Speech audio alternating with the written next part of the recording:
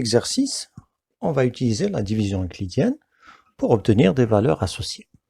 Donc, pour le premier exemple, on obtient à partir de 7π sur 2, 3π moins π sur 2. On remarque que 3π n'est pas un multiple de 2π, donc on va essayer d'obtenir des multiples de 2π en enlevant ou en rajoutant à 3π un demi-tour de cercle, c'est-à-dire π. En rajoutant π, on doit l'enlever une autre fois pour garder la même expression, et on obtient 4π moins π sur 2.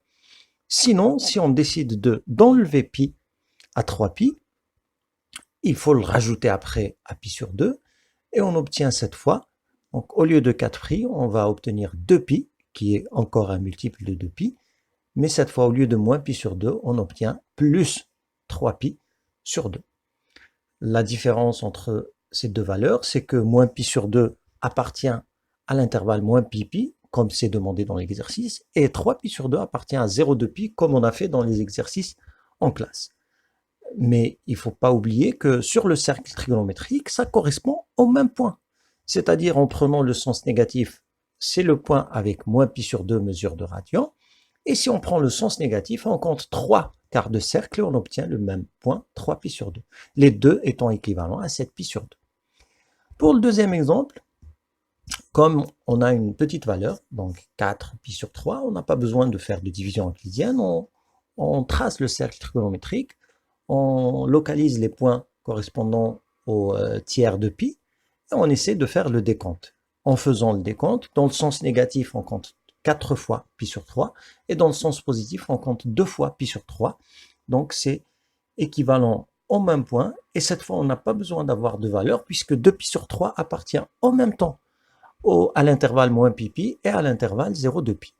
Pour le troisième exemple, on a 35π sur 6. Si on fait la division euclidienne, on obtient donc 35π sur 6 égale 5π plus 5π sur 6. Là encore, on a la valeur 5π qui n'est pas un multiple de 2π. Pour obtenir un multiple de 2π, donc on applique la même règle, on rajoute un demi-tour et on enlève un demi-tour, ou bien le contraire.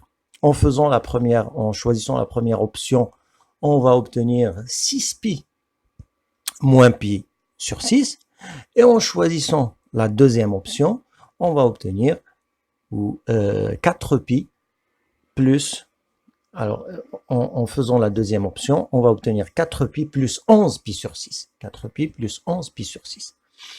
Mais il ne faut pas oublier encore une fois que la différence entre ces deux valeurs, même si elles sont différentes, c'est-à-dire moins π sur 6 appartient à moins π et 11π sur 6 appartient à 0,2π, elles sont associées toutes les deux au même point du cercle trigonométrique.